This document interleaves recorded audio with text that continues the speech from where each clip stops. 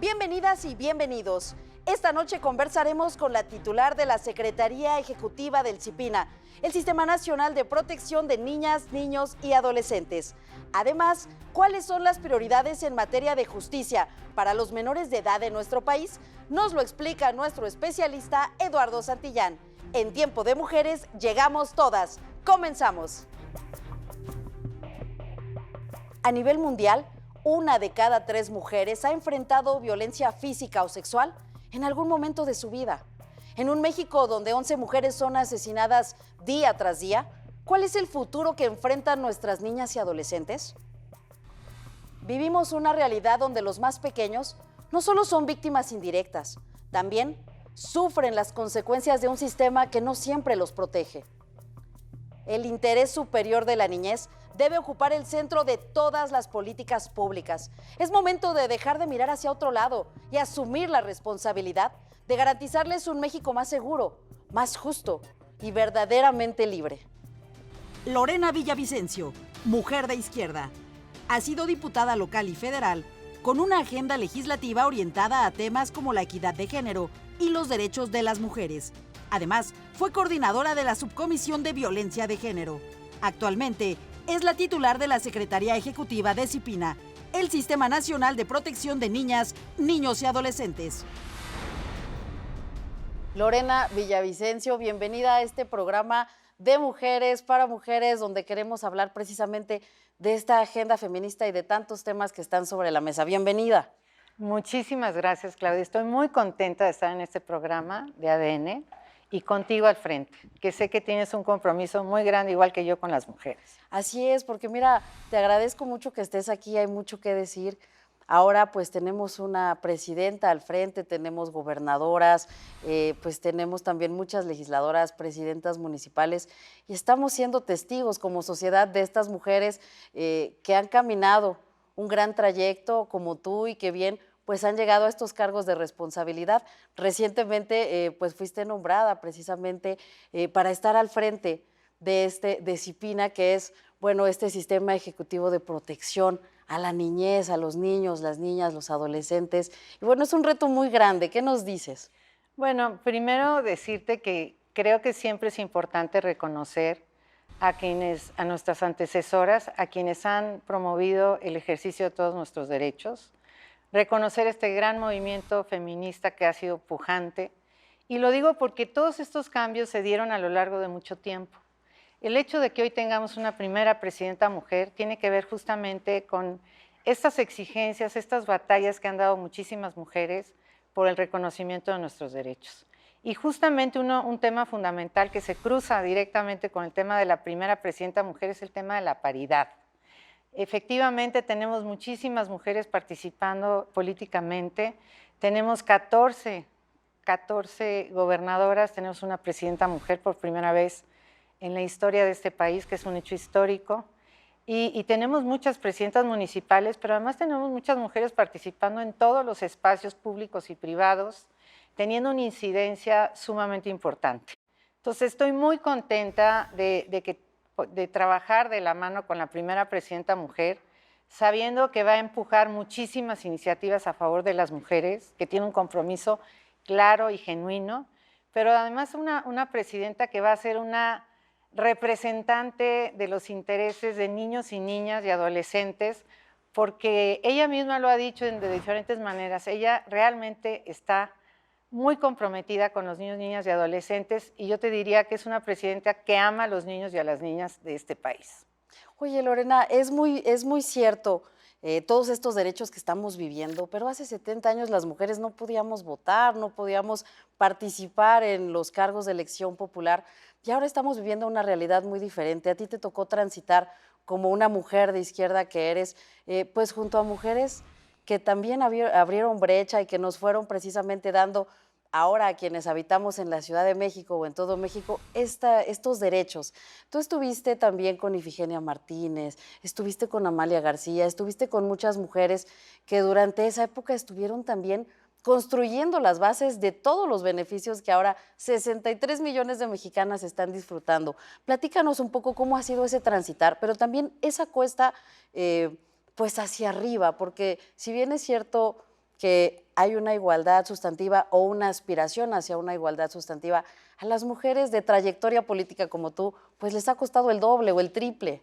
Siempre a las mujeres nos cuesta trabajo llegar a los espacios que ocupamos, porque aunque ha habido cambios muy importantes en las leyes, sigue habiendo una cultura donde las mujeres seguimos siendo las responsables, por ejemplo, de los cuidados de los hijos y de las hijas. Y esto, pues, evidentemente son obstáculos para tener empleos con otras características. Hay millones de mujeres en este país que están trabajando en sus casas, cuidando a sus hijos, y que esto no les permitió, por ejemplo, desarrollarse en alguna carrera y tener un mejor empleo. Y son mujeres, muchas de ellas, que viven en condiciones desiguales. Y bueno, esto nos habla de que tenemos un gran reto con el tema de los cuidados, por ejemplo. Y en mi caso no fue distinto. Yo fui mamá muy joven. Yo estudié en la Facultad de Derecho de la UNAM. Yo me hice responsable de mi hijo desde hace muchos años, siendo mamá joven. Y prácticamente yo era la responsable. Y pues esto me implicó un esfuerzo enorme, primero terminar mi carrera y segundo, lograr mis aspiraciones, combinando mi trabajo con el cuidado de mi hijo. Y esta es la historia de millones de mujeres en este país. Pero además en los propios espacios siempre hay barreras, hay obstáculos que no se ven pero existen. Y hemos ido avanzando afortunadamente porque ya las mujeres tenemos una presencia muy importante y esto ha cambiado las cosas de manera natural. Entonces, sí hay muchos avances que hemos logrado muchas mujeres a lo largo de nuestra vida. Yo digo que la mayor parte de las mujeres hemos ido empujando estos cambios con el simple hecho de empezar a participar y a defender tus propios derechos. Esa ha sido la suma de todas estas mujeres que han ido modificando la situación de las propias mujeres. Pero falta muchísimo, porque hay muchísimas mujeres, tenemos más de 24 millones de mujeres en este país, pues que viven en condiciones de mucha desigualdad. Tenemos 14 millones de mujeres que viven en la economía informal y no tienen acceso a la seguridad social. Entonces son datos que atrás de esos datos hay historias de millones de mujeres que necesitan cambios radicales que yo estoy convencida que irá haciendo progresivamente nuestra presidenta de la República. Por supuesto, porque además son cambios que se tienen que ver en la realidad, es decir, finalmente vivimos en un país donde sí se están abriendo muchas oportunidades, pero también se tiene que respaldar con presupuesto, se tiene que respaldar incluso, pues muchas veces con la integración de grupos plurales. Tú has sido legisladora durante muchos momentos históricos, sobre todo en la Ciudad de México. Tú impulsaste legislación que estaba a favor precisamente de los derechos de las mujeres. Háblanos un poco de esta batalla que has dado en la Ciudad de México y que poco a poco ha ido pues tomando voz en el resto de la República, porque mucho de lo que se logra en los congresos locales después hace eco a nivel nacional. Claro, a mí, por ejemplo, me tocó hace muchos años en la Ciudad de México hacer algunas iniciativas justamente para el reconocimiento del ejercicio de derechos de las mujeres, estableciendo cuotas, porque anteriormente no había paridad, sino había la responsabilidad de que los partidos postularan un determinado número de mujeres en sus propias listas. Y bueno, ahí promoví algunas acciones importantes, también impulsé algunas iniciativas sobre el derecho de las mujeres a decidir sobre su sexualidad reproductiva. Esto lo hice desde hace muchos años. Y bueno, y ahora en la última legislatura en la que participé, pues nos tocó el establecimiento de la paridad total de las mujeres para que todos los cargos de elección popular, la mitad de los cargos, sean designados para las mujeres, sean destinados para las mujeres. Esta participación política de las mujeres que no llegaba cuando los partidos políticos ponían a las mujeres en los distritos donde se sabía que se iba a perder, donde no se les daban recursos para sus campañas políticas, donde no se les dejaba pasar incluso a las candidaturas internas, ¿no? Entonces, ¿qué pasa con esta nueva realidad que estamos viviendo y cómo fue para mujeres como tú el ir abriendo estos caminos? Que yo fui diputada federal del grupo parlamentario mayoritario que desde luego tenía un compromiso claro con avanzar en el tema de las violencias, la violencia política, avanzamos en el tema de la paridad y avanzamos en el reconocimiento de otras violencias. Hubo cambios muy importantes en esa legislatura. Fue una legislatura donde las mujeres, independientemente del partido político del que venían, tuvimos la capacidad de colocar la agenda por encima de nuestras diferencias partidarias, porque yo tengo la convicción de que primero hay que respetar la pluralidad en este país. Es un principio fundamental de la democracia, pero en el tema específicamente de las mujeres, y diría también de los niños, niñas y adolescentes, tenemos que colocarla en el centro independientemente del color partidario al que pertenezcamos. Tenemos que fortalecer esa agenda entre todas las mujeres, porque además también son las mujeres las que normalmente están vinculadas con el tema de la infancia y de los adolescentes. Ahora, el reto es muy grande porque finalmente los niños, niñas y adolescentes de este país no están absortos de una situación de violencia, de una situación complicada. En un México donde hay 11 feminicidios todos los días, en un México donde pues las niñas se enfrentan precisamente a todo tipo de violencias, ¿cómo enfrentar, cómo hacer un frente común para que precisamente se puedan ir cambiando estas realidades? Efectivamente, tenemos que hacer un frente común. Tenemos que construir ese frente para que toda la sociedad se involucre en el tema de los niños y niñas. Hay países en el mundo donde los niños y las niñas son protegidas por toda la sociedad. De verdad, es impresionante. Entonces necesitamos construir ese frente, necesitamos también generar una política de prevención, porque no queremos más feminicidios. O sea, no queremos atender mejor los feminicidios, queremos que no existan los feminicidios, que podamos desterrarlos en algún momento, donde efectivamente la mayor parte de los feminicidios son contra mujeres con ciertas edades, pero hay también niñas involucradas en los feminicidios y tenemos que hacer una labor de prevención en las escuelas públicas de este país para que los niños no dejen de familiarizarse con el tema de la violencia. La violencia está naturalizada en los hogares.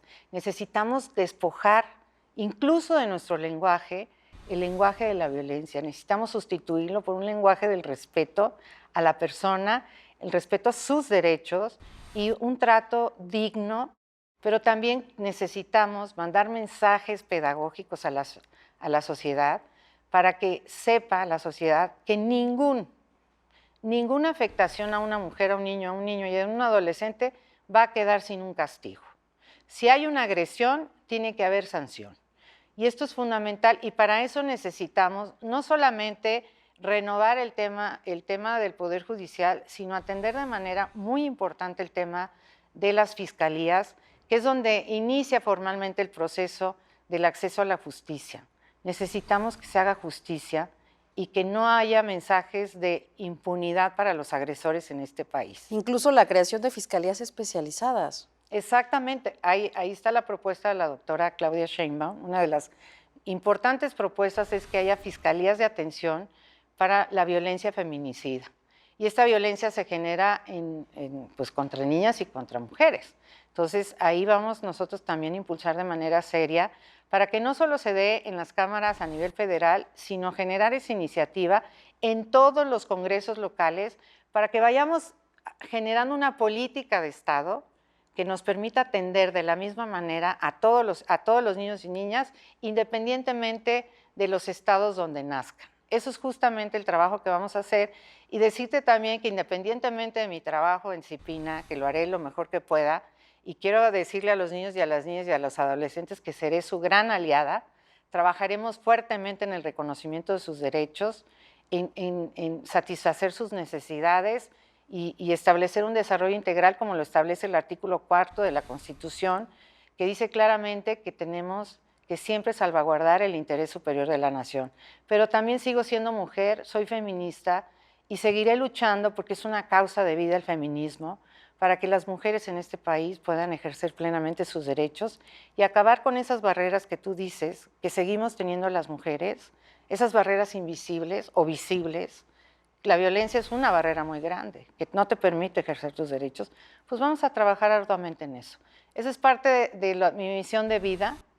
Ahí estaré siempre levantando la voz y ahora levantando la voz muy fuerte por las niñas de este país, para que no vivan la violencia que están viviendo, con estos estereotipos, con la agresión que viven directamente en sus hogares, lo cual es inaceptable, y vamos a trabajar arduamente para que esto no ocurra. Las niñas de este país hoy tienen garantizado el acceso a la educación, y lo digo poniendo énfasis en las niñas porque a veces las familias eligen a los hombres para que ellos sean los que accedan a la educación y los que se queden en casa cuidando a los otros hermanos sean las niñas.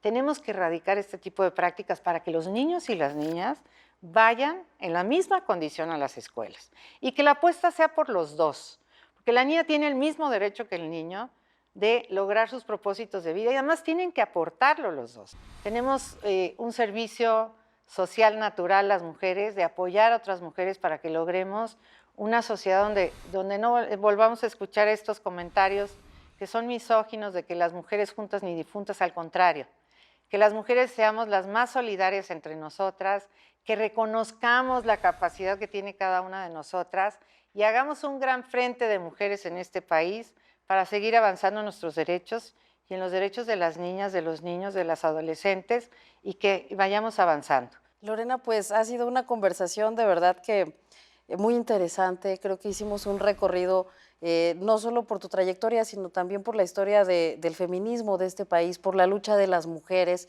Y sin duda, pues es un tema que no tiene colores, tú lo has dicho en muchas ocasiones. Los temas de las mujeres no tienen partidos, no tienen colores, tienen un interés común, un interés superior. ¿Cuál es el mensaje que le das a todas las mujeres que están participando en la política mexicana a todos los niveles y que están buscando coincidencias, que están buscando el cómo sí, el cómo sumar? Lo primero que les diría a las mujeres es que el tiempo de mujeres no debe tener fecha de caducidad. Estamos iniciando una nueva era donde las mujeres a partir de ahora vamos a construir esas condiciones de igualdad. Vamos acabando también con esos estereotipos que nos han limitado como mujeres y yo las invitaría a todas las mujeres de este país y sobre todo aquellas que han tenido la oportunidad de tener acceso a la educación, de tener espacios de incidencia, a que nos sumemos todas y hagamos una gran alianza para que las mujeres que están en condiciones de desigualdad puedan salir adelante y que tengan condiciones distintas. Porque uno de los grandes temas y uno de los grandes desafíos que tenemos las mujeres y los hombres es que no existan mujeres en la pobreza o en la pobreza extrema. Y solamente me quedo con dos datos que me parece muy importante que lo conozca el auditorio. Son las mujeres las más pobres entre los pobres, pero también son los niños de 0 a 5 años en este país, los niños y las niñas. Entonces tenemos que dar una batalla contra la desigualdad, las mujeres juntas, siempre por estas dos poblaciones que son muy importantes, que somos nosotras las mujeres y que son las niñas y los niños de este país.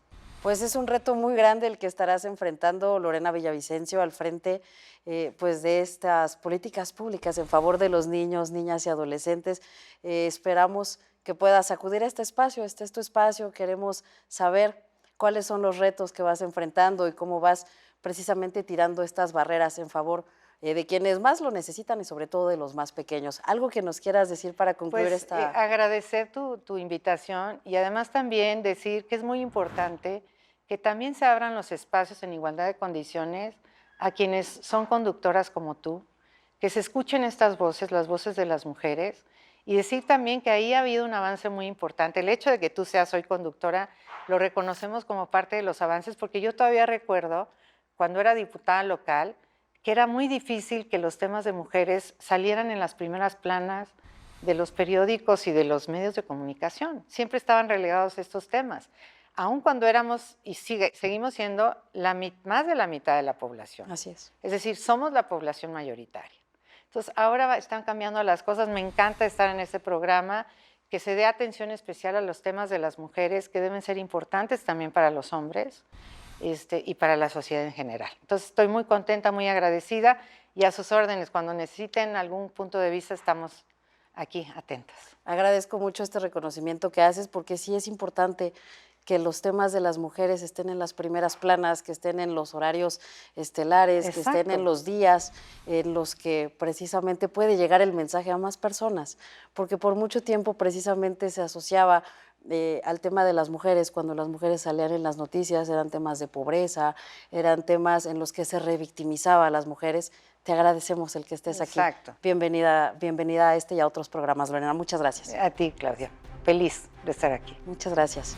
No te vayas. Después del corte, hablaremos de justicia para niñas, niños y adolescentes. Acompáñanos. Que hemos visto casos dramáticos en donde adolescentes sicarios o adolescentes que son utilizados por la delincuencia organizada como halcones.